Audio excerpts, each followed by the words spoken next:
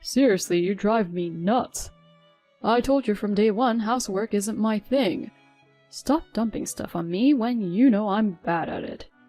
Chris grumbled, taking another swig of his beer and giving me that all too familiar annoyed look. I hesitated for a second under his piercing eyes, but shot back. Hey, I work too. Even if housework isn't your strong suit, how about just tossing your clothes in the wash at least? I was aware Chris wasn't Mr. Domestic when we tied the knot, but seriously? Tossing dirty laundry shouldn't be rocket science. I told you, work's crazy right now.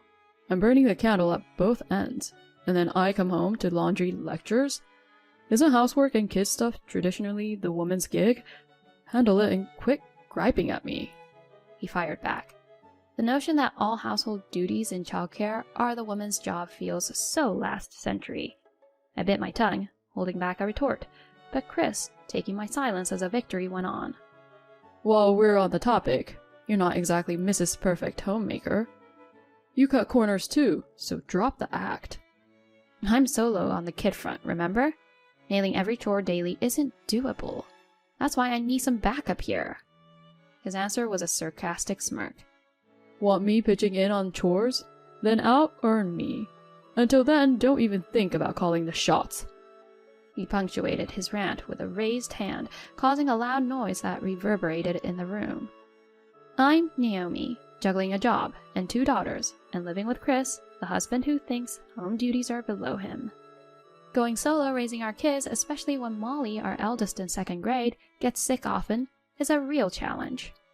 Her health isn't dire, she just catches bugs easily. Knowing she can live a normal life with the right care, I decided to plunge back into the workforce, grinding for our future. Hey there! On my off day, my sis-in-law Erica, who lives close by, dropped by. Brought this for later, she chirped, holding up a treat. Aw, thanks, Erica. Look, Molly, Erica's got cake. Both Molly and our little one, Sarah, were over the moon. Erica and I are tight. Living solo in our area, she once had an office gig, but her childcare dream beckoned, and she's now prepping to make it official. Super swamped, she still makes time for my girls, popping by for some fun. Chris, seriously? Both of you work, but you're cool with Naomi shouldering all the home stuff? Erica, never mincing words, regularly calls him out for his slacking. All that home and kid stuff? That's a woman's job. Kids want their mom anyway. Chris, get with the times. That's such an archaic mindset. How about giving Naomi a hand? When his sis stepped in, my normally outspoken hubby clammed up. His sister's words seemed to carry more weight than mine, and I appreciated the backup. Chris, swamped at work, has been clocking in some serious OT, coming home super late and even slogging through weekends. When he's finally home, his routine doesn't change. He'll drop his clothes wherever and crack open a cold one. Wiped out from my job, endless chores, and parenting, I finally let out. Is it too much to ask for you to pick up your clothes? If you got beef with it, handle it. I'm beat. Join the club. Our kids can at least tidy up after themselves. Can't you pitch in a little? My bubbling frustration over his non-existent help boiled over. Clearly peeved, he downed the rest of his beer and gave me a piercing glare. How many times have I told you housework isn't my thing? Lay off. But I shot back. Guess what? I work too. A little assistance here and there wouldn't hurt. Even something small like tossing your clothes in the laundry. Before marrying, he'd always lived at home and never got the hang of chores. I attempted to coach him post-wedding, but it didn't stick. So naturally, everything fell on me. Balancing a job and caring for our girls, all I was asking for was him tackling simple tasks like sending his dirty clothes to the laundry. I've made it clear work's nuts for me right now. I'm clocking more hours than you. I come back dead tired and you're on my case about dirty socks. Isn't it traditional for women to cover housework and kid stuff? Get on it. This conversation's over. He barked. Housework is a woman's thing? Seriously, what century is this? Angrily, I fell silent, but seeing this, he smirked and continued attacking. And you think you're the gold standard for chores? Not exactly spotless, yet here you are griping. I'm practically solo parenting here.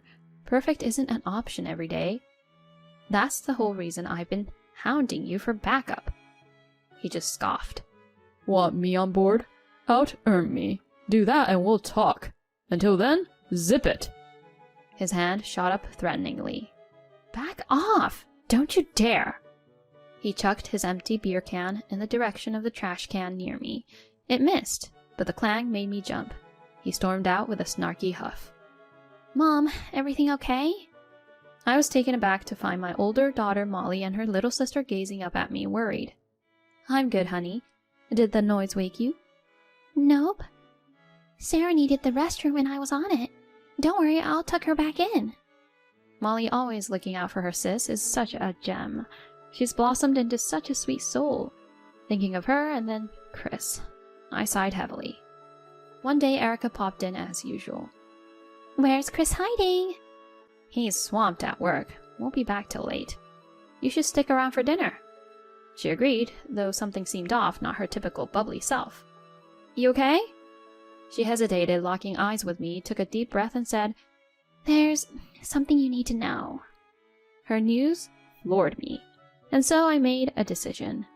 A few days later, during my day off, a younger coworker landed in the hospital with appendicitis, pulling me into work. But wouldn't you know it, Molly wasn't feeling great that morning.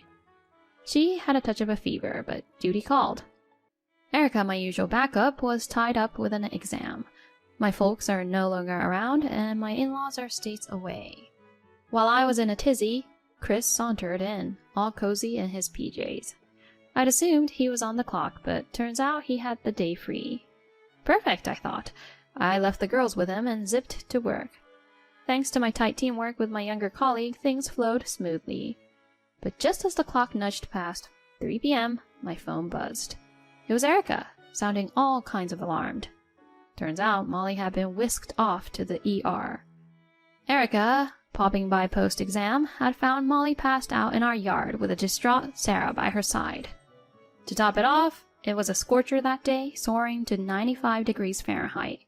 Despite Erica's best efforts, all Sarah could relay was her confusion and fear. With the house locked tight, Erica's quick thinking had her dialing 911.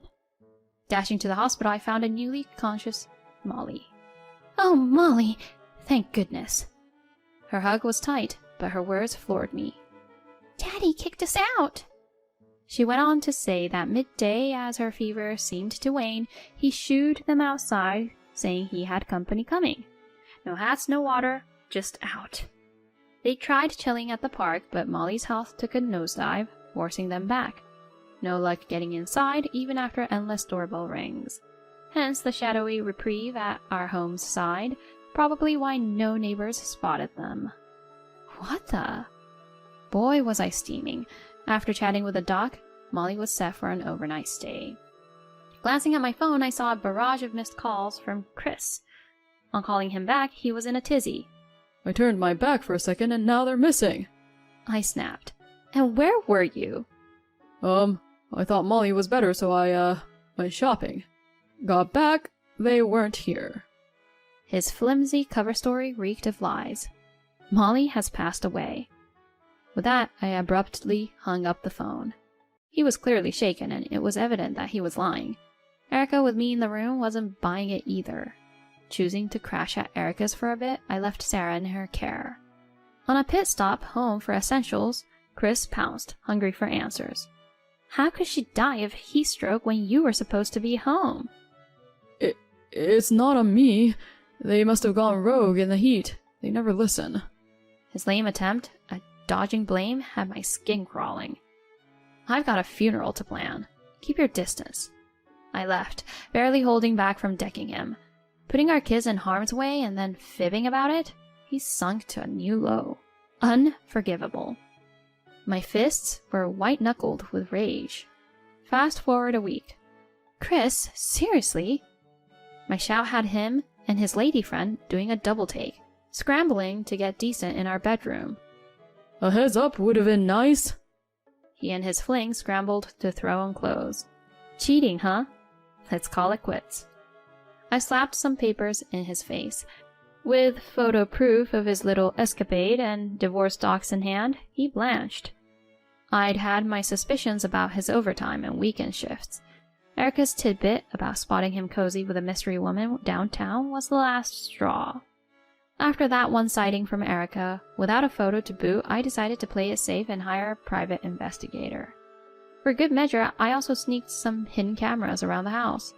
While bunking at Erica's, I got the PI's report, confirming Chris was stepping out. Armed with divorce papers, I faced him. How'd you figure out about her? He stammered. The cameras feed directly to my phone. I shot back, showing them the not-so-innocent footage from just minutes before our dramatic entrance. Both of their faces lost all color. Turns out his little side fling was a notorious colleague known for her less-than-ethical pursuits of any guy, ring or no ring. What's so special about her? Honestly, the thought of being related to you makes my skin crawl. Erica's temper flared, but Chris snapped. This is between Naomi and me, not you. But then, like a scene from a movie, the front door swings open and in walks my in-laws. They'd been delayed by traffic, but I'd looped them in with a video proof. They were livid. Oh my gosh, Chris. Chris, explain. They demanded. After getting an earful from his folks, he was a mess, sweating bullets and looking everywhere but at me. The other woman got the boot pretty quickly, and both Erica and his parents laid into him. They made him ink the divorce papers and sign an agreement to stay away from the kids. The kids? Plural?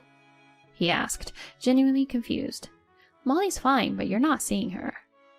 Just thought I'd let you know before I ask for child support and alimony, I said, keeping my tone frosty. The next day, I didn't waste any time filing those papers and went after both him and his fling for alimony. Word got out at their office, and let's just say they weren't exactly the office favorites. The cops got involved because, well, neglecting a kid is serious business.